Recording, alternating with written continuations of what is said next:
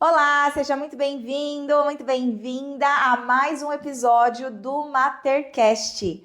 Hoje nós vamos falar sobre a transição para a maternidade, do planejamento familiar, passando pela reprodução humana assistida e finalmente a gestação e o bebê tão sonhado. E para conversar com a gente hoje sobre esse assunto, nós estamos aqui com a Ellen Castro. Ellen, muito obrigada por ter aceitado o convite e estar aqui hoje falando, né, se abrindo a respeito aí dessa sua história de vida que vai inspirar várias outras pessoas. Ai, obrigada a vocês. Obrigada a você, Rafa, por me convidar. A maternidade, ela é um portal, né? Porque a gente começa a ter várias coisas para falar sobre isso. Eu adoro compartilhar. Então, eu acho que tem bastante pontos, assim, da minha história que eu espero que conecte com outras pessoas. Com Que dê certeza. uma luz aí para algumas mães, futuras mães, tentantes, enfim. Com certeza vai dar certo, sim, muita conexão. Ellen, vamos começar falando um pouquinho do seu planejamento familiar, né? Uhum. Como foi que começou a sua conversa com o seu parceiro? De que, olha, vamos ter filho e como que isso foi se desenrolando? Rafa, eu sempre quis ser mãe. É uma coisa que estava muito claro para mim. E que quando eu comecei a namorar, eu já falava disso. Eu quero ser mãe e tal. E aí a gente tinha uma coisa de um certo ajuste a ser feito, porque pra mim eu podia ser mãe, assim, casei que posso ser mãe. Hoje eu já não acho tanto isso. E pro meu parceiro, não. Era uma coisa de, não, vamos aproveitar um pouco mais, vamos esperar e tal. Então a gente tinha conversado de que a gente ia esperar um tempo, uns 2, 3 anos, e pra gente começar ali a tentar. E eu tinha também uma coisa, eu sempre fui muito intuitiva, né? Então eu sempre ficava assim, mas e se eu esperar muito e não puder ter filho? E se eu esperar muito e a coisa não acontecer? Era uma intuição com uma certa ansiedade também, né? Uhum. E aí eu ficava um pouco com esse questionamento. Quando a gente fez uns 3 anos de casados, a gente falou, não, então agora vamos começar a tentar. E a gente pegou o casamento na época de pandemia. Então eu casei em 2019 no civil e fiquei adiando a festa, porque eu não conseguia fazer a festa, e ela foi acontecer em 2022. Então em 2022, eu casei em abril, fiz a festa em abril. Então no meio do ano a gente já começou a falar de, não, agora vamos tentar. Uhum. E ali começa a saga, né, da tentativa, porque eu ficava com aquela coisa, não, eu acho que vai dar tudo certo, eu sempre tive os exames todos muito regulares, menstruação regular, então eu falava assim, vai dar certo, a hora que eu começar vai dar certo. E esse começar vai dar certo não deu certo. E aí, a minha médica é uma pessoa que eu adoro, mas que eu tive ali altos e baixos, porque ela é muito positiva. Ela é muito assim, não vai dar certo, você vai conseguir, você vai ver, seus exames estão ótimos, exames de rotina. E aí ela me falava assim, não, vai dar tudo certo, olha, relaxa que vai dar certo. Que é a frase, meu Deus do céu, esse relaxa que vai dar certo, gente. Eu tinha raiva dessa frase em determinado momento do processo. Porque eu falava, gente, não é assim. Eu tô tentando relaxar, mas tá ficando cada vez pior, né? Uhum. E aí ela falava, relaxa que vai dar certo. Eu falei, tá bom. Quanto tempo eu tenho que esperar? Eu já tinha 35 anos. E aí era outra coisa que começava a me dar um certo desesperozinho, porque Uhum. 35 anos, a faixa que começa a diminuir muito a reserva ovariana, e aí você fica naquela, será que eu vou conseguir? Será que eu não vou conseguir? É, E a gente tentando. E ela me falou, ó, tenta um ano, e aí qualquer coisa a gente volta e faz exames mais específicos. Eu tentei 7 meses, Uhum. voltei e falei, não tenho condições de esperar um ano. Tem alguma coisa errada. Uhum. Ela falou, Ellen, mas que coisa estranha, não tem isso, os exames estão ótimos. Falei, vamos fazer mais?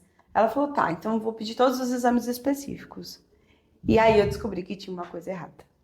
E aí eu acho que eu sempre tive uma característica de, diante de um problema, Vamos entender como é que a gente faz para superar esse problema.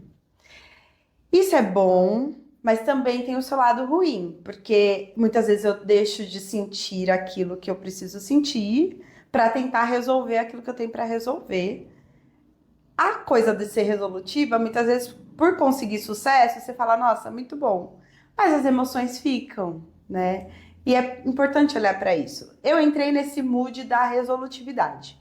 Falei, vamos lá, fazer exame. E aí eu fiz os exames e eu descobri que eu tinha as trompas obstruídas. Então eu podia morrer de tentar, que eu não ia conseguir naturalmente. Mas até então eu não tinha entendido que era disso que se tratava. Eu fui na médica, voltei e falei, olha, tem uma obstrução. É engraçado que eu cheguei no consultório, ela falou assim, e aí, tudo certo? Ela é realmente muito positiva. Aí eu virei pra ela e falei, não, tem alguma coisa errada aqui. Tem obstrução tubária, não sei muito bem o que isso significa, sei que não tem como passar, né, o espermatozoide, enfim. E aí ela falou assim, ah, tá. Aí ela olhou pra mim, não, tá bom, então vamos olhar o exame. E aí eu tinha um cisto na tuba direita e a obstrução em ambas as tubas. E aí ela falou assim, primeiro a gente vai cuidar do cisto. Então, já, ali, né, que tinha começado a minha saga, já tinha passado 7 meses, vamos cuidar desse cisto. Aí eu falei, tudo bem, então como é que cuida desse cisto? Tem que tirar, vamos fazer uma cirurgia. Tá bom. E eu fui até então super positiva, pensando assim, agora é cuidar do cisto e vamos embora que vai dar certo. Eu não tinha entendido o que era obstrução tubária. Eu fiquei meio perdida nesse ponto, sabe? E aí eu falei, tá. Aí eu fui pra cirurgia, fizemos a retirada do cisto. Quando eu acordo da cirurgia, eu acho que foi o primeiro grande luto com o meu corpo, foi ali. Porque eu acordei e meu esposo falou assim, olha, eu tenho uma notícia boa e uma não tão boa. Aí eu falei, eu quero a não tão boa. Eles precisaram tirar uma tuba. Rafa, eu nunca imaginei que eu ia sofrer tanto por conta de uma tuba. Aquilo, eu esmureci, assim, eu falei, o quê? Eu falei, mas sem me perguntar? Aí ele, ué, mas como é que eles iam te acordar no meio da cirurgia e te perguntar? Eu falei, mas não era pra tirar nada. Eu fiquei muito, muito perplexa, assim, muito... E aí ele falou, mas a outra talvez desobstruiu. E eu fiquei perdida na que foi embora. E eu ficava assim, mas e agora? Como é que eu vou engravidar então? Não vou engravidar. E aí, enfim, fiquei nesse luto, remoendo isso, remoendo. E é engraçado que o luto, eu também sou psicóloga, né? E a gente sabe muito a teoria do luto, né? Mas quando você vive, às vezes você demora pra entender que você tá de luto. E eu tava de luto e eu não entendia, assim. Eu só senti uma raiva, uma coisa, assim, de... Às vezes uma desconexão com aquilo que estava acontecendo no meu momento. Às vezes uma tristeza. E ficava uma coisa, assim, esquisita.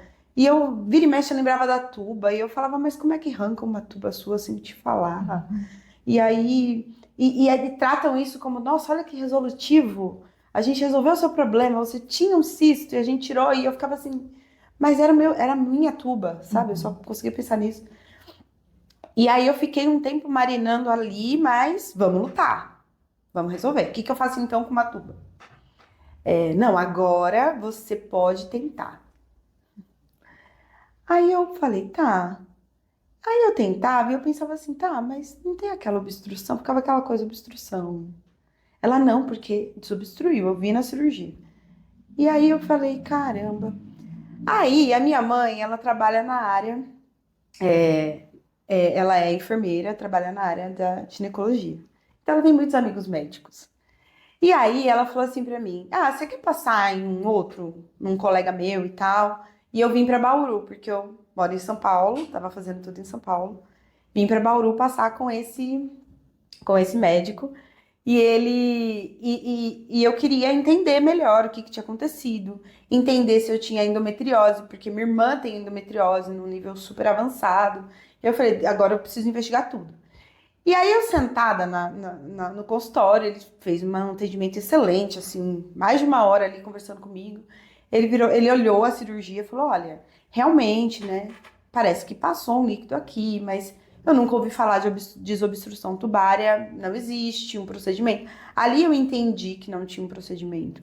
E ele olhou para mim e falou, eu acho que dado o seu prognóstico, a sua idade, vale a pena você ir para FIV. Foi a primeira vez que essa palavra apareceu e eu fiquei assim, FIV? O que eu tinha de FIV na minha cabeça? Muito pouco. Eu achava que FIV era, sei lá, você vai lá e tem lá a reprodução assistida e sei lá, é isso. E você pode ter gêmeos, né? E é isso que vai acontecer. E eu fiquei assim, meu Deus, o que isso significa na minha vida, né? Que é FIV? Eu entendo que é reprodução assistida, mas assim, como que isso se encaixa em mim, né?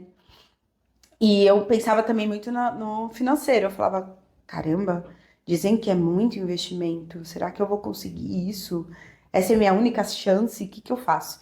E aí eu volto a conversar com meu esposo, porque ele não foi comigo nessa consulta. E aí ele falou assim pra mim, tá, então você tá me dizendo que a gente precisa de ajuda pra poder engravidar. Eu falei, é. E aí a gente tem que procurar um médico de reprodução assistida. Eu falei, foi o que ele me disse. E o que é isso? Eu falei, também não sei. A gente vai ter que descobrir. Aí a gente marca o médico, a gente recebe uma indicação de uma pessoa que também está vivendo esse momento e vai pra FIV. E aí eu fui também muito positiva. Eu pensei assim, eu tenho um problema, né? Aquela mente resolutiva. Eu tenho um problema. Eu tenho uma única tuba, uma tuba obstruída. Eu vou pular esse problema, né? E vai ficar tudo bem. Vai ser ótimo.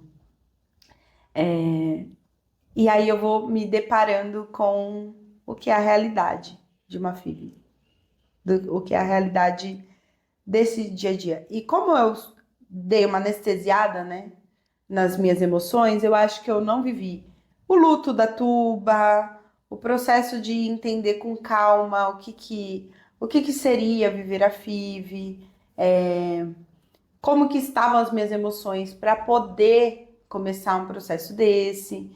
Eu não fui entendendo isso, eu fui só vivendo. Assim, tem que viver, vamos viver. E aí eu fui para esse médico, um médico que é excelente, que explicava tudo muito bem. Mas eu acho que tem uma coisa que é assim, por mais que a gente esteja pronta para ir lá e ouvir e o profissional esteja pronto para te passar todas as informações, a nossa capacidade de assimilação ela diminui um pouco. Porque a gente está movido ali por uma esperança. Quando você chega na FIV, em geral, eu sei que tem ali algumas exceções, mas em geral, é porque você já tentou de tudo e não deu certo. Então ali é a sua única saída. Às vezes você chega ali já com os seus lutos anteriores. Então você não está pronto para talvez assimilar tudo aquilo. Então eu não acho que teve uma falha naquilo que foi me passado, mas teve uma condição emocional que não me permitia entender o processo de fato. Eu precisava de um pouco mais de tempo. E eu até acho hoje, né, olhando para trás, que se eu tivesse talvez feito terapia específica, se eu tivesse ouvido pela primeira vez FIV e buscado ajuda num outro âmbito, mas num âmbito mais emocional, talvez o processo não tivesse me desgastado tanto. Porque o processo ele só se cumpriu. Não posso dizer que teve um grande erro ali no meu processo, mas emocionalmente eu não estava pronta para entrar numa FIV e eu não sabia disso. Eu fiquei muito. Eu acho que eu fiquei muito na coisa do tô resolvendo um problema, vai dar certo, tem uma expectativa aqui, um prognóstico bom, então vamos lá, é só resolver. E aí ele me explicou tudo, ele fala do funil da FIV, né, que você chega lá e você vai ter aquela quantidade de folículos, a gente coleta, e vai diminuindo e tal. Mas eu não entendia, assim. Pra mim era só, no final eu tenho um bebê. Eu saio daqui com um bebê, é o que importa. E aí começa esse processo difícil. Acho que primeiro porque eu tinha aparentemente um prognóstico muito bom, no sentido de, apesar de você não ter uma tuba, apesar de você ter uma tuba obstruída, você tem uma menstruação regular, seu útero tá ótimo, não temos um problema ali no seu útero, então é uma questão da gente pular isso e resolver. E aí eu passo por um processo de preparação, né, com várias vitaminas, ajustes, muitos exames, muitos. Tinha que confirmar que a tuba de fato era obstruída. E aí a gente faz um exame que chama esterossalpingografia. Eu nunca vou esquecer. Nunca esquecerei desse exame, porque eu falei que eu nunca mais vou fazer na minha vida, assim. É um exame que eles vão injetar, se eu não me engano, é iodo. E aí, só que eles injetam do canal vaginal para os ovários, né? Passando pela tuba. E eles injetam e eles tentam tirar um raio-x para poder olhar se tem uma obstrução ou não. Uhum. Só que é antinatural aquilo, né? Assim, é uma dor descomunal. E que você fica, meu Deus, se retorcendo ali. E o máximo que eles te dão é, toma um Buscopan antes que vai te ajudar. E pra mim não ajudou em nada. Eu fiz 2 vezes esse exame, na segunda eu saí chorando e falei, não faço nunca mais, nem que me peçam. Então, eu fui passando por essas pequenas dores também, eu acho, assim. Micro violências, de certa forma, porque você fala assim, poxa, é tanto furo, é tanto exame, é tanto, olha isso, olha aquilo. Eu também não estava preparada para aquilo. E aí, enfim, passo por essa bateria de exames, entender se a genética tá ok, se a minha genética com meu marido tá compatível, se o que é que tem ali, e tudo ok, tudo certo, a não ser a obstrução tubária, que realmente ela existia.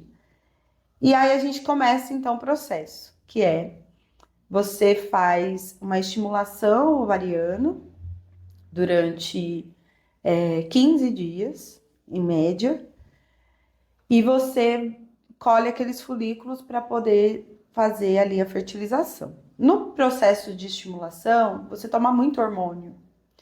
Isso é explicado. Você toma hormônio, você vai inchar de certa forma. Se os folículos começarem a crescer, o seu ovário ele vai ficar maior. E aí você precisa passar por um pouco de restrição na sua vida diária, assim. Essas restrições era uma coisa que eu também não estava pronta. Porque eu estava no momento ali querendo perder peso, fazendo academia, cuidando de mim. E de repente, então, agora você precisa dar uma parada aí nessas atividades, porque se o seu ovário ele incha muito, ele pode virar, torcer, né? E aí, então você tem que parar. E aí eu falei, eita, primeiro afeto aqui. Mais um afeto, né, na minha vida. Tá bom, parei. Aí, o que aconteceu? Comigo, eu não consegui estimular esses folículos. Em geral, eles estimulam... Quando a gente menstrua, a gente perde na menstruação em torno de 5, 6 folículos. Eles queriam estimular para ter ali 10, 15 e poder colher todos.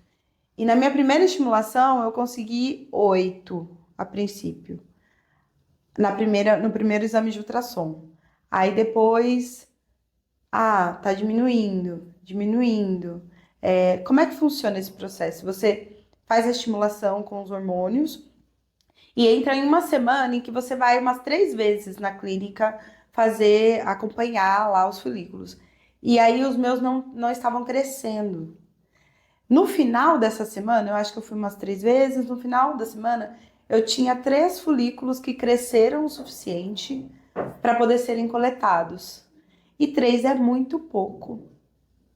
Porque se você tem 3, você tem que pensar que daqueles 3, talvez um ou dois sejam maduros, se você tiver sorte, ou nenhum deles seja.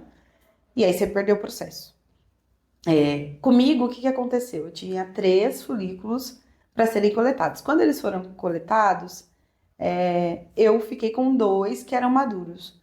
Dos maduros, eu fiquei com um que conseguiu fertilizar. E esse um, eu fiquei uma semana torcendo para ele de fato evoluir. E aí, nesse processo, você vai entendendo que você também tem perdas. O meu médico, quando ele viu que tinham 3 folículos, ele falou: Você tem certeza que você quer continuar? A gente podia parar, esperar um outro momento. Mas e a ansiedade? E aí eu falei: Não, eu vou até o fim. Ele falou: Tá, a gente pode ir, mas é isso. Talvez não dê. Eu falei: Não, eu vou até o fim. E eu fui até o fim. Nossa, eu fui até o fim, assim, muito convencida de que ia dar certo. E aí eu peguei e falei, tá bom. Aí a gente continuou, ele coletou os 3. E aí tem aquela semana que eu falo que é a pior semana da FIV, assim. Ele coleta os seus folículos, verifica quais são aqueles que estão maduros. Dos maduros, ele fertiliza junto com os espermatozoides e vê quais de fato vão se fertilizar e vão começar a evoluir. Só que fertilizou, ainda tem que virar blastócito. Então, eles vão. Como que é esse processo? Durante uma semana, eles vão acompanhar aquela cultura. E eles vão te ligar 3 vezes na semana. Então, eles me ligavam a primeira vez: Olha, dos 3 que você coletou, 2 eram maduros. Dos 2, um evoluiu. Tá bom. Aí desliga, aí você fala. Eu lembro que eu fazia assim, ai, nossa, um evoluiu, eu tenho um. Aí esperava um dia, aí eles não ligavam nesse dia. Aí chegava no final do dia, eu já começava a ficar com batedeira, ansiosa, ansiosa, ansiosa. Aí vinha o segundo dia. Aí me ligavam de novo. Olha, então, esse um, ele tá evoluindo, tá? Ele tá assim, assim, assim, assim. Aí me passou as informações. Ufa, tá bom. Aí espera mais um dia, não vai ter ligação. Aí vai ter mais um dia. Olha, parece que foi, né? Então a gente já pode marcar. Eu queria fazer um. Eu não queria congelar aquele embrião, então tinha que ser na sequência. E nisso, enquanto eu tô esperando as ligações, preparando o útero para poder fazer a fertilização, não, para poder colocar o embrião, né? Certo. E aí eu, naquela ansiedade, assim, tomando medicação, aplicando lá a medicação para poder preparar, para ficar bem, esperando notícias. E aí ficou uma coisa de, no meu caso, bateu certinho, que na sexta-feira era a última ligação, eles iam me ligar. E se desse tudo certo, eu tinha que ir para a clínica para poder colocar o embrião. E aí eu falei, tá. Aí chegou na quinta-feira, eu tava impossível de viver, assim, de respirar. Sexta de manhã eles me ligam e eu esperando, assim. Eu falei, ai meu Deus, é hoje que eu vou pôr meu filho? Será que é hoje que eu vou pôr meu filho? E aí eles me ligaram, não, olha, deu tudo certo, pode vir. Aí eu fui. E eu fui assim, não, vai dar certo, vai dar certo. Porque olha só, é um embrião, ele funcionou, ele sozinho. Chegamos até aqui, vai dar certo. E aí eu coloquei, né, eu lembro certinho, assim, desse dia. E é um momento que a clínica, pelo menos onde eu fiz, eles fazem de um jeito bem mágico, assim. Então, a sala tem estrelinha no céu. É uma experiência muito, muito gostosa, assim. Aí eles mostram a pessoa lá dentro do laboratório, pinçando o embrião, colocando na pinça, e se assistindo tudo, com música, sabe? Tudo muito humanizado, assim. E aí tá, toda na expectativa. Aí eles colocaram, aí eles deixam você e o seu esposo ali, sozinhos. A gente muito feliz, eu muito emocionada, pensando, nossa, agora vai dar certo. E aí eu volto pra casa assim, nossa, vai dar muito certo. Vai dar certo, eu sinto que vai dar certo. E aí você passa 10 dias esperando para ver se realmente colou no útero, na parede uterina, se deu tudo certo. E eu fiquei 10 dias assim. Acho que dos 10 eu fiquei uns 8 dias nas nuvens, pensando, não, eu tô grávida, deu certo, deu muito certo. Ai, que bênção, nossa, tô muito feliz. E aí, quando começou a chegar a hora de fazer o exame, começou a cair, eu acho que alguma ficha interna. E aí eu falei, mas eu posso não tá, né? E aí eu comecei a me dar conta de que talvez eu podia não estar grávida. E aí, Rafa, eu ia fazer o exame numa segunda. Eu passei o domingo de cama. De cama, literalmente, assim. E eu comecei a chorar, chorar, chorar, chorar, chorar. Meu marido falava assim, calma, o que que aconteceu? Eu falei, eu não sinto, eu não tô grávida. Não tá aqui, não tá aqui. Eu sinto que foi embora. E aí ele falou, como assim você sente que foi embora? Eu falei, eu não sei explicar, eu sinto que foi embora. E aí eu chorava, chorava, chorava. Eu fiquei o dia inteiro chorando, chorando, chorando, chorando, chorando, desesperadamente, assim. Eu perdi aquele dia, assim. Não queria sair da cama. Aí dormi, no dia seguinte acordei chorando ainda. E ele falava, meu Deus, mas da onde vem essa certeza? Eu falei, eu não sei, eu só sinto. E aí trabalhei de manhã chorando, esperando, né, pra fazer o exame. Aí fui fazer o exame. Aí fiz o exame, eles pedem um pouco em caráter de urgência o resultado. E no mesmo dia saiu o resultado e era negativo. E aí o meu médico me liga pra conversar. E eu só sei chorar. E aí eu falei pra ele, eu não sei como é né, que isso aconteceu. Aí ele tem que retomar, né, que olha, é um processo, né, assim, pode ser que aconteça, a gente tá lidando com uma coisa que a gente não controla, a gente controla até uma certa parte, depois a gente também não consegue controlar, então, não sei, pode ter sido um erro um erro genético, alguma coisa assim, pode só ser o seu útero que não, realmente não estava preparado para isso, enfim, são muitas variáveis. Eu sei que eu nem consigo lembrar exatamente a explicação, porque eu ficava assim, eu fiz tudo. A mente resolutiva, né? Eu fiz tudo, eu fiz tudo, eu fiz tudo. Eu tinha que ter dado certo. Por que que não deu certo? Onde que não deu certo? E ele não tem muito como te explicar isso. E eu acho que ali eu comecei a entender que apesar de eu ter encontrado uma solução, eu ainda não tinha a certeza de que aquilo ia dar certo. E talvez eu nunca teria a certeza de que aquilo ia dar certo. E que eu precisava ter entendido, talvez lá atrás, que era uma tentativa, não era uma certeza, não era olha, sei lá, rasgou a roupa, você vai lá e costura e é isso. Costurou, acabou, resolveu. Eu tô lidando com a vida, eu tô lidando com outros aspectos da vida que não. E eu não tinha entendido isso. E pra mim é muito louco, porque eu me considero alguém que consegue ouvir, entender, enfim, né? Até pela vida que eu tenho. Eu não conseguia. Eu acho que as expectativas de ser mãe, que é uma expectativa que eu tenho, eu fico agora retomando, é desde muito jovem, assim. Eu sempre pensei, eu vou ser mãe, e eu tinha uma separação muito clara na minha cabeça. Ser mãe eu vou ser, de todo jeito. O que eu quero é passar pela vida com uma experiência da gestação.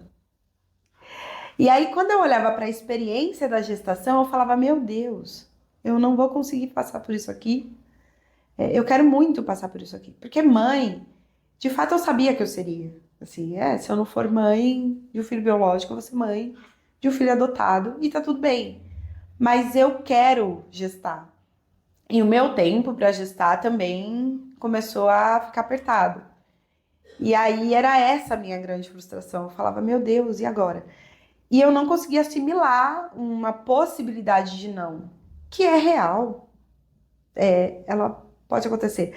Apesar de eu ter tido já a clareza de que se fosse um não para gestação, não seria um não para maternidade, ainda assim eu não aceitava ouvir a parte do não, da frustração, olha, talvez não dê certo, você precisa considerar isso também. E eu falava, não, talvez não dê certo, mas talvez não funcione, mas vai funcionar, claro que vai funcionar, imagina. Então eu acho que eu me apeguei muito ao sim e pouco ao não. E os poucos nãos que eu ia recebendo, eu ia guardando debaixo do tapete. Eu falava, não, peraí, esse aqui eu vou deixar aqui. E aí, o que que eu faço agora? Eu falava assim, o que eu faço agora? Então eu chorava, chorava, chorava. Aí chegava no médico, tá, tô renovada, vamos aí, o que que eu faço agora? E aí eu, até então, né, quando eu vi que eu não engravidei dessa primeira vez, eu falei, até por um planejamento financeiro, a gente combinou de esperar um pouco para poder fazer uma próxima etapa. E essa era a resolução aqui na minha casa, né? A gente vai esperar um pouco, porque aí a gente se organiza também mais financeiramente e emocionalmente para fazer uma próxima etapa, já sabendo que tem uma dificuldade de de liberar folículos, talvez pra gente o funil seja um pouco mais apertado. E eu chego no médico com essa resolução, com a minha listinha de perguntas do porquê não. Inclusive, eu tava vendo essa listinha recentemente, eu encontrei ela no celular. Por que que não deu certo? E aí o médico conversa, explica muitas coisas e tal, fala que não tem uma resposta. Vamos fazer uma ultrassom para ver como é que tá aí, né? Quando ele faz a ultrassom, lembra que a primeira vez eu tinha 8 folículos para serem liberados, na ultrassom eu tinha 11. E aí ele falou: olha, isso pode acontecer. Quando a gente vai lá e mexe, estimula, tira, tem um processo de mexer ali, pode ser que no próximo ciclo libere mais folículos. E você tá neste momento, então talvez você deva fazer estimulação agora. Acabou com o meu planejamento. Ele escorreu assim, ó. Eu olhei pro meu marido, ele olhou pra mim e ele falou: ah, então a gente tem que tentar, vai fazer o quê? Então eu embarco de novo, assim, questão de 2 semanas. Eu começo de novo. Não, então tá. Então agora a gente vai estimular de novo e vamos aí. Estimula de novo. Nossa, super promissor. 14 folículos. Caramba, vai dar certo. Aí vai. A hora que eu vou retirar os folículos, fazer a coleta dos folículos, tem 7. Falei, nossa, vai ser um arraso isso aqui. Pelo menos uns 3 embriões eu saio daqui com 3. Começa de novo. Vamos olhar quantos tem que vão ser maduros. 6. Tá. Então, dos maduros, vamos tentar fazer a cultura. Quantos vão começar a formar embrião? 4. Tá bom. Aí eu ficava assim, nossa, tem 4. Aí eles me ligam. Olha, então, dos 4, 2 estão evoluindo. Eu falei, e os outros 2 que começaram a evoluir? Porque na minha cabeça eu falava assim, aí começou, eles precisam de mais tempo. Eles precisam de mais um incentivo ali, não sei. Não, esses a gente precisa descartar. Aí eu paralisei assim. Tá bom, tá, tenho 2. Aí me liga de novo, dali 2 dias. Dos 2, 1. E aí eu chorei muito. E aí eu tive que lidar com uma situação que eu também não esperava, que foi a revolta do meu marido. Ele não absorveu bem aquilo. Ele revoltou, assim. E aí eu não consegui colocar pra fora, porque eu falei, ele tá colocando, deixar ele colocar a frustração dele com a FIV, com tudo isso. Eu vou ser a força que vai falar, não, a gente tem um. A gente tem um, vai ser feliz com esse um. E, e eu fiquei nessa posição. E aí a gente conversou em casa, ele falou, eu tô muito frustrado. Não sei se dá pra gente seguir assim. A gente não vai investir de novo, colocar esse embrião, sendo que é uma chance muito pequena. E se ele não evolui, não. E aí eu falei, tá. Ele, porque a gente tem que fazer outra coleta, então. Vamos fazer outra coleta. e planejando aqui, não dá para fazer agora, não vou fazer agora, porque começa a escoar dinheiro, né? Também é uma perda importante, a financeira. Você começa a investir, colocar seus investimentos todos ali e é um saco sem fundo. Uhum. Essa é a verdade. Eu já estava ali na segunda, ainda bem que a gente percebeu isso na segunda, porque eu sei, né? Inclusive, atendo casos assim, 5, 6, 7 FIVs. E aí eu falei, cara, é isso, não vou dar um tempo aqui. E aí eu tinha um doutorado para defender naquele mesmo ano. Foi o gancho perfeito, porque eu falei assim, eu tô enrolando esse doutorado aqui que eu tenho que defender há um tempo, vamos dar um tempo. E aí, Rafa, foi um ano muito louco. Eu entrei num mood horroroso. Eu era grossa com as pessoas, do nada, assim. Uhum. Eu, de repente, estava revoltada com a vida. E eu não associava com o que aconteceu, porque eu sempre fui muito calma, muito tranquila, muito de sorrir. E eu fiquei a segunda tentativa, né? Eu formei o embrião, e vale dizer que eu formei o embrião e congelei esse. Uhum. E parei o processo e falei, não vou fazer mais nada agora. Isso foi em abril daquele ano. E aí eu. Foi em abril? Não, foi em março, porque em abril eu fiz uma viagem com meu marido e foi quando eu terminei o doutorado, terminei de escrever o doutorado, entreguei, fui viajar e falei: chega, vou me organizar para defender, não tem, vai ter mais nada aqui. Só que assim, a viagem foi uma viagem horrorosa, porque era para ter sido muito boa. A gente estava indo para a Europa resolver uns problemas pessoais nossos lá, porque meu marido tem um pai europeu, enfim. E aí era para ter sido muito legal. A gente tinha separado outros lugares para ir, porque a gente tinha ido no ano passado, né, no ano anterior, tinha ido para a Europa já. E aí a gente estava indo pela segunda vez e a gente também queria terminar de ver alguns museus e tal. E foi uma viagem que a gente brigou várias vezes, que eu tava assim, sabe assim, numa estafa emocional gigantesca, não tinha percebido. Aí eu percebi que no trabalho eu também não tinha paciência, ficava irritada com coisa pequena, não conseguia ver soluções. Ó a resolutividade, né? Ficou toda pra FIV, porque eu olhava as coisas e eu falava, já me revoltava. E aí, em terapia, isso durou de abril até dezembro. Em dezembro, eu parei e falei: eu tô de luto. Eu não tinha percebido. Uhum. Eu tô de luto. E aí eu lembro muito dessa sessão em que eu falo assim: pra mim, eu tive um filho e eu perdi um filho. E ninguém vai entender isso. Porque não é um. Não Uhum. colou, né? Uhum. Biologicamente, não é um filho e tal. Só que pra mim é um filho, é um bebê. E eu perdi um bebê. E para mim é um luto de quem perde um bebê. Só que eu nunca tinha perdido um bebê pra poder falar que eu perdi um bebê. Entende? Assim, você fica num limbo emocional esquisito e que ninguém visualiza também. Porque eu lembro que quando aconteceu do embrião não colar, eu vim pra cá, pra Bauru, buscar um pouco de aconchego, conforto, emocional, porque aí eu estaria com minha família e tal. E ninguém entendeu. Assim, eu lembro que eu vim naquele final de semana para ficar um tempo. Eu ia ficar uma semana. E quando eu chego aqui, teve gente que não me perguntou. Teve gente que. E não é por maldade das pessoas, né? É só um. Ninguém pensa mesmo sobre Uhum. isso. E aí teve gente que passou por mim e disse: não, mas você sabia, né, que FIV era assim. E aí eu me vi aqui chorando muito, extremamente estressada, e eu falei, eu vou embora. Eu falei, minha mãe, eu falei, eu vou embora. Porque eu não tô me sentindo confortável.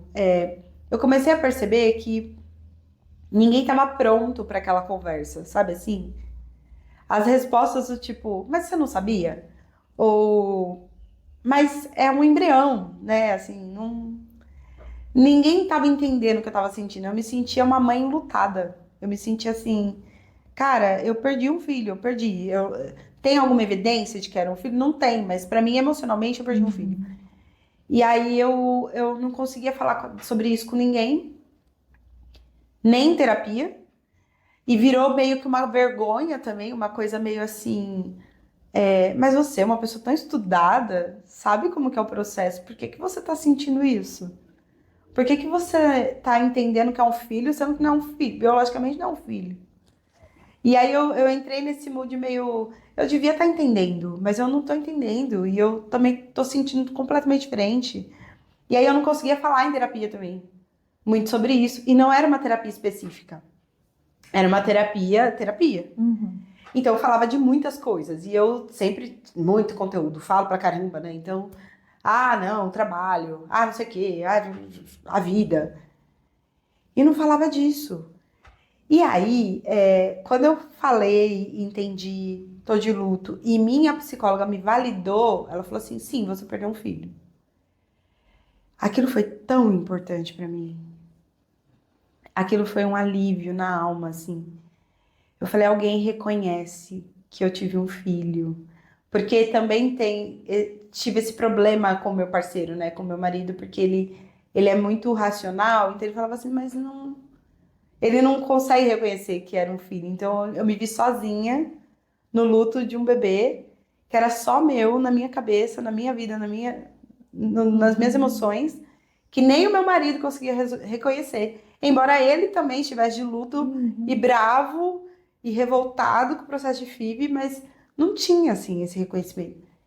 E quando ela olha pra mim e fala: não, é isso mesmo, você teve um bebê e você perdeu um bebê. E aí eu chorei tanto naquela sessão e eu falei, cara, eu precisei, sei lá, de 7 meses pra entender isso, e minha vida indo assim de um jeito tão truculento emocionalmente, que louco. E aí a gente começa a trabalhar essa questão emocional, a trabalhar a aceitação. Eu começo a aceitar e entender, mas ainda muito traumatizada com o processo.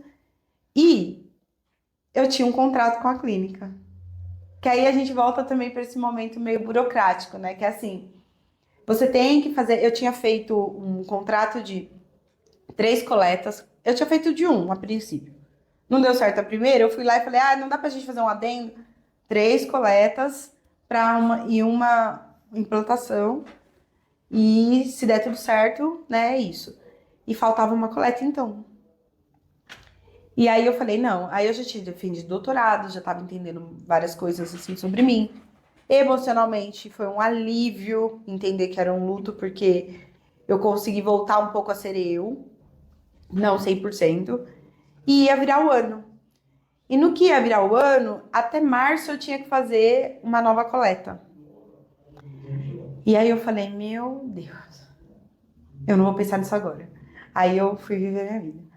Aí eu ficava, meu Deus, mas tem a FIV, né? Aí voltei pro consultório no médico, aí ele falou assim, ó, vamos começar do princípio, porque você parou tudo. Então volta a usar a testosterona, volta a tomar tais e tais e tais vitaminas, vamos repetir alguns exames. No que a gente repete esses exames, ele me liga um dia e fala assim, então, a sua homocisteína tá alterada. E isso pode gerar uma trombose lá, caso você engravide. Vamos cuidar dela primeiro? Vamos cuidar dela primeiro. Aí começo, como é que cuida dela? Toma vitaminas tais e precisa mexer na alimentação. Vou te encaminhar para uma nutricionista, especialista em fertilidade. Fui para essa nutricionista, e aí ela me falou, é bom que venha você e seu esposo. Fui eu e meu esposo. E aí a gente começa uma dieta super específica. E olha que interessante, meu esposo também tinha alteração nos exames, mas ninguém olhou muito para isso. A nutricionista olhou, mas era sempre um lugar em que eu tinha um problema. Uhum. Sim. A mulher tem um problema. Assim, a não ser que o homem tenha um problema muito claro, mas eu fiz vários exames. Eu fiz esterossalpingografia, eu fiz exame disso, daquilo, me viraram de ponta cabeça. E o meu esposo, um espermograma. Para por aí, né? Então, você fica num lugar também de tem alguma coisa errada comigo. Nesse processo tem alguma coisa errada comigo, é sempre comigo o erro. E aí eu entrei de novo nesse mood de, putz, tem uma coisa errada comigo. Tá, então vamos fazer essa dieta. E aí ela chama meu marido para fazer a dieta também e fala, olha, vai ter uma coisa em conjunto, porque pode ser que os seus espermas não estejam também tão saudáveis e tudo mais. E aí a gente embarca nessa. E eu lembro que era momento de férias. Chegamos de novo ao momento de férias, né? E aí o meu esposo fala assim, vamos fazer umas férias muito legais, porque a gente fez umas férias meio capenga ano passado, assim, a gente foi para um lugar muito legal, mas a gente não tava bem. Então vamos fazer umas férias mais tranquilas, e aí a gente vai pra Bahia. E aí a gente fala, vamos descansar, vamos relaxar, e eu vou nesse mood, eu vou assim, vou relaxar, dessa vez eu vou de boa, né, vou ficar tranquilo. E aí a gente tem consulta com a nutricionista lá na Bahia, online, e aí ela ainda olhando o que a gente come. E eu tenho uma questão que é assim, muita dificuldade de restrição alimentar, sabe? Tipo, falar assim, tem que comer isso, tem que comer. Ugh. Mas falei, vou encarar. E aí encarei essa dieta e tal, e super relaxada na Bahia. E aí eu pensando assim, eu vou relaxar bastante, porque eu vou voltar pra FIV. Porque quando eu pensava em que eu tinha que voltar pra FIV, o choro vinha, a voz embargava, começava a sentir várias coisas de novo. E eu pensava assim, será que eu quero viver isso? Eu não sei se eu quero viver isso, mas eu não tinha coragem também de desistir. Eu não consegui chegar num ponto de pensar assim, isso aqui tá me fazendo mal. Será que tá valendo a pena?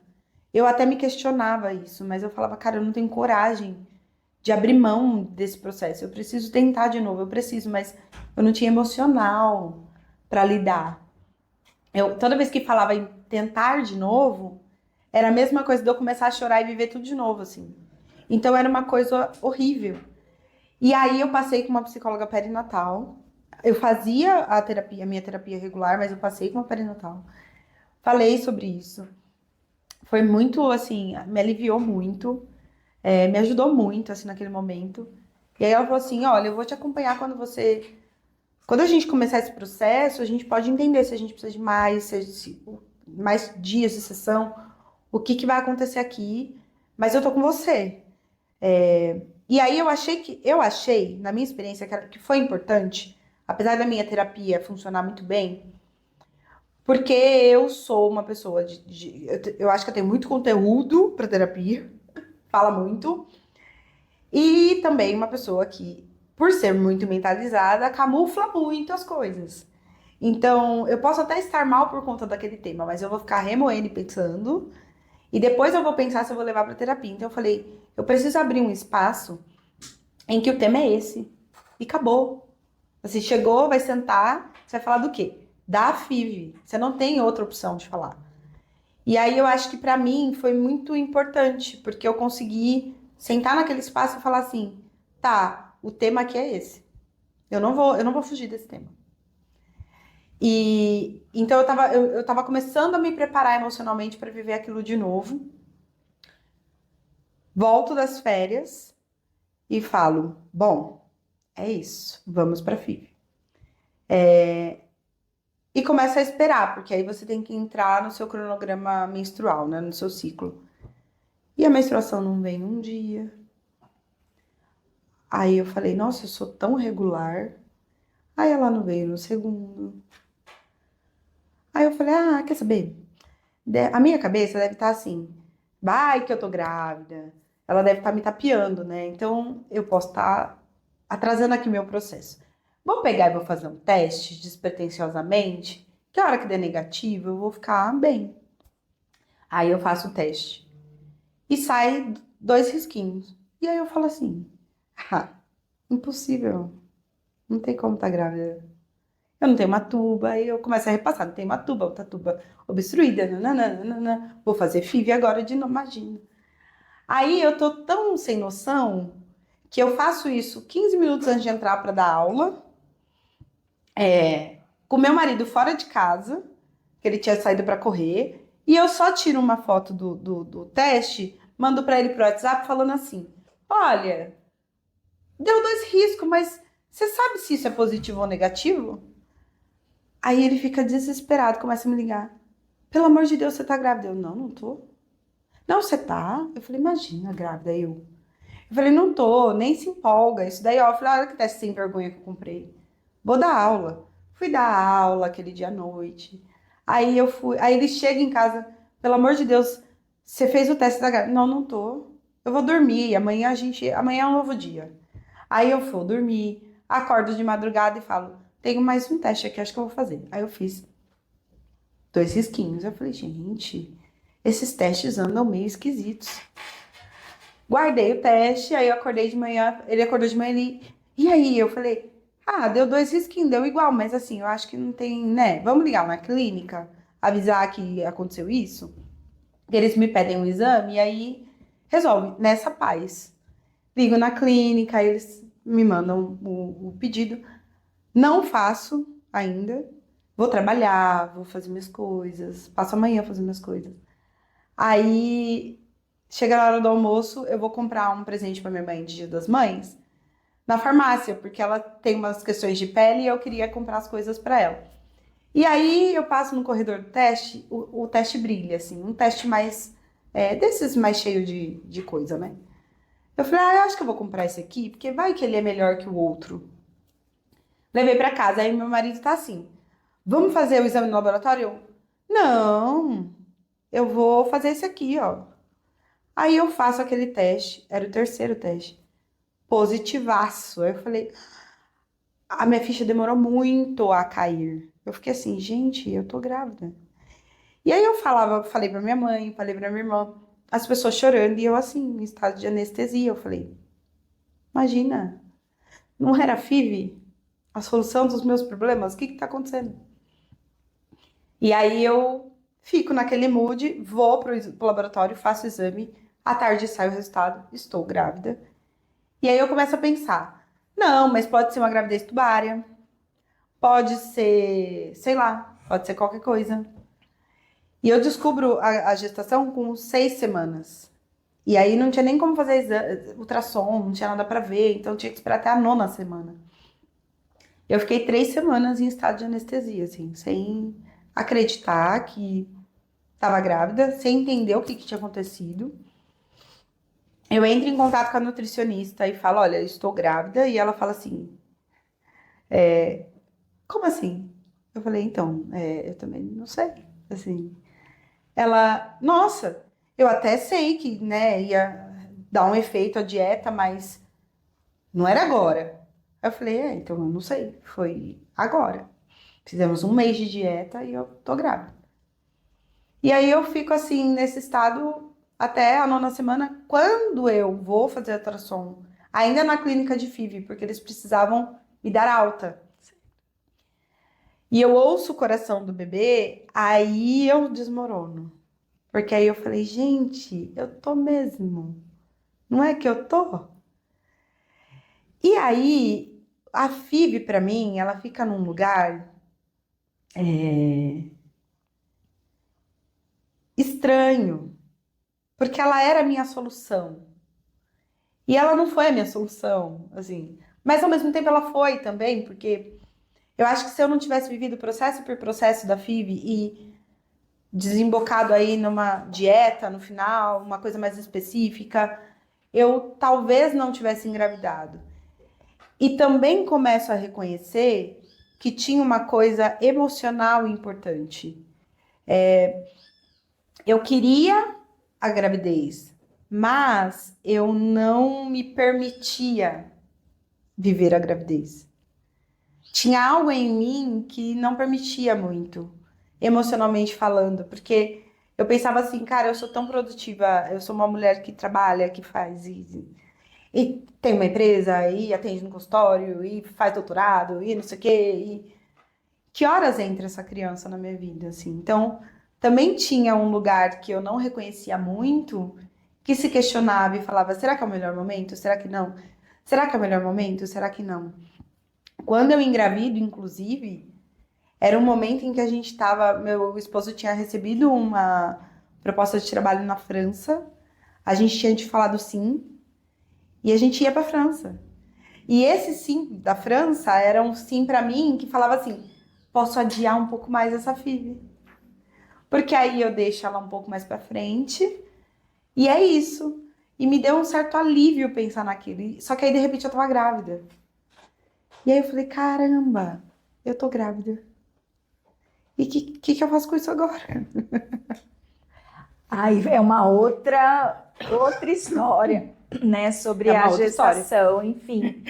Que legal, né, todos esses detalhes que você trouxe pra gente a respeito desse momento, né, de planejamento familiar, questão da FIV, todas as dificuldades que você foi enfrentando aí, como lidar com as pessoas, o que as pessoas falam, o próprio relacionamento, como isso afeta também o relacionamento, o quanto que as coisas são só em cima da mulher, né? Foi só lá Total. depois, no final, que foram, né, olhar para esse homem também, enfim.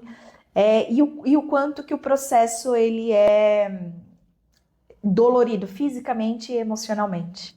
É muito, Rafa. Assim, eu acho que eu olho hoje para essa questão da FIV, ele é dolorido, ele é cansativo. Ao mesmo tempo, você é uma mulher que falou: eu quero ter essa gestação. E eu sou uma pessoa que tem dificuldade de, quando eu banco, dizer que tem algo em mim que não banca. Ou de estabelecer um limite, de falar assim: eu banco, mas isso aqui tá demais pra mim. Eu quero bancar 100%. E aí eu fico com uma dificuldade de entender as ambivalências, porque elas existem. Então tem hora que você fala assim: cara, eu quero essa gestação, o caminho é a FIV, mas eu não quero mais uma agulhada, eu não quero mais ninguém me cutucando, eu não quero mais ter que fazer esse exame lá e eu não quero, entendeu? Ou eu não quero tomar hormônio. Nesse processo, eu acho que algumas perdas foram importantes pra mim. Eu tava no processo de emagrecimento, eu tava cuidando da minha saúde, aí eu parei no meio, porque aí tinha que tomar o hormônio, aí crescia, aí não podia. E aí eu era também vegetariana, e eu não sei o porquê que os hormônios afetaram isso, mas eu comecei a voltar a comer carne.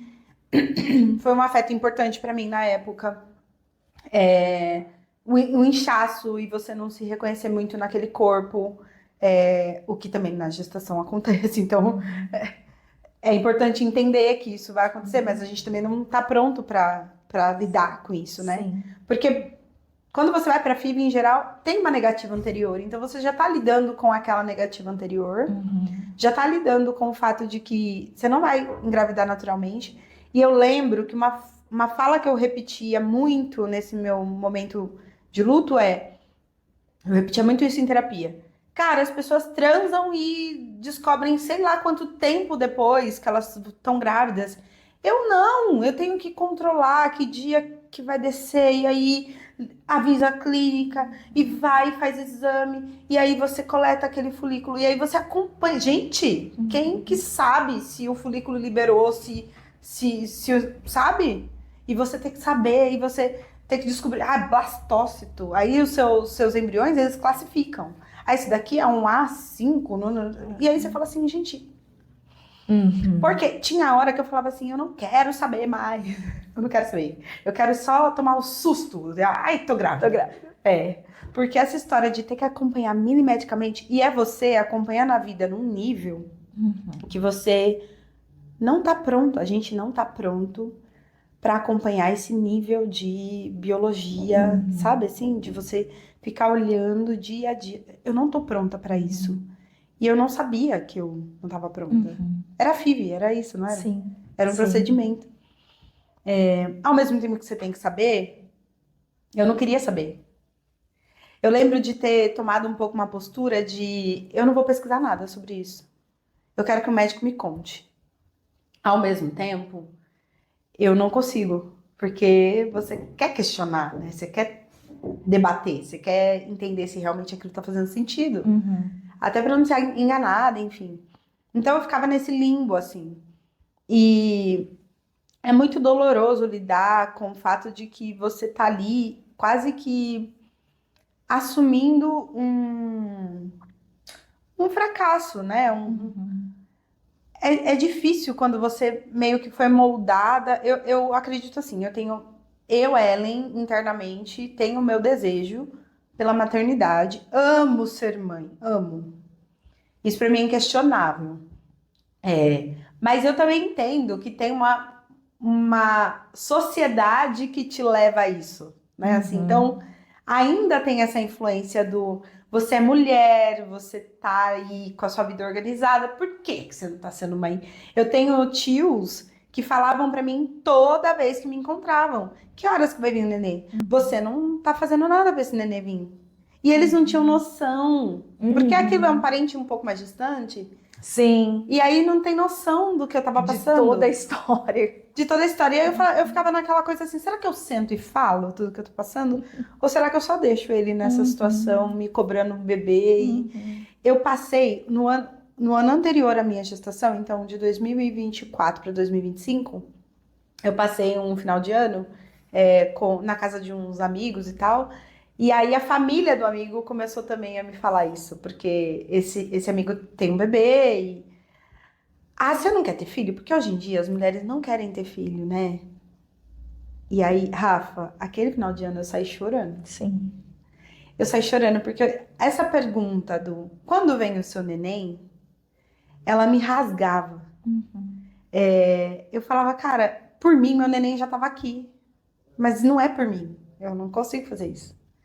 Eu conto aí com a medicina, com a vida, para que a coisa aconteça. E não tá acontecendo, gente. Eu não sei o que fazer. Sabe assim, a minha vontade era sentar, chorar e falar, eu não sei o que fazer, não tá acontecendo. E ao mesmo tempo, eu olhava, imaginava essa cena na minha cabeça e eu pensava assim, eu não preciso dar satisfação a ninguém. É a minha vida, é o que se desenhou e eu posso só viver ela, né? Certo. Então, eu acho que conseguir lidar com essa ambivalência que a gente sente é difícil. É difícil assumir que às vezes a gente não quer. E eu falava muito isso também. A FIV parece que me faz ter que afirmar que eu quero todos os dias. E eu não sei se eu quero todos os dias. Tem dia que eu acordo e eu falo, a minha vida tá tão boa, por que que eu vou colocar uma criança no mundo? Por que que eu vou passar por isso?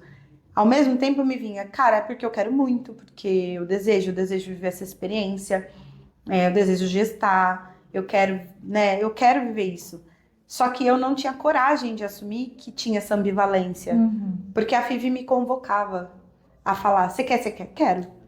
E tem que querer muito, porque tem que querer com o seu corpo, com o seu emocional e com o seu dinheiro. Interessante isso que você está dizendo, né? Então, assim, a FIV convida você a dizer que sim, né? Que quer, e aí acaba influenciando nesse pensar, né? Total. Depois, enfim. Ellen, agradeço muito a sua participação, ter contado pra gente a sua história. Tenho certeza que várias outras pessoas que estão como tentantes, né, passando por esse processo, ou até mesmo os profissionais da psicologia ou de outras áreas que estão atendendo casos, né, a partir desse seu relato, colabora bastante aí para que tenha um outro olhar também a respeito de toda essa vivência que você trouxe pra Eu gente. que agradeço, Rafa. Eu gosto muito de falar dessa experiência porque eu acho que contribui, né? Toda a experiência, nenhuma vai ser igual à outra, mas eu acho que ajuda muito a gente a pensar, talvez a se autorizar também, a sentir o que a gente está sentindo.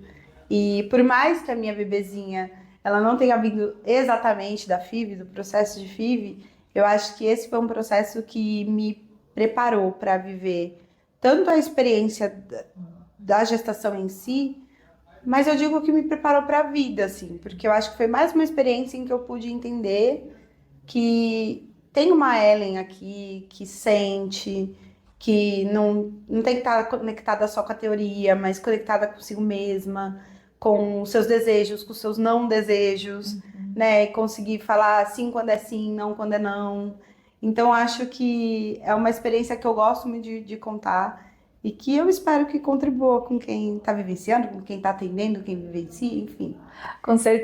Com certeza, sim. Então, finalizamos mais esse episódio do Matercast. Espero você na próxima. Um abraço. Tchau, tchau.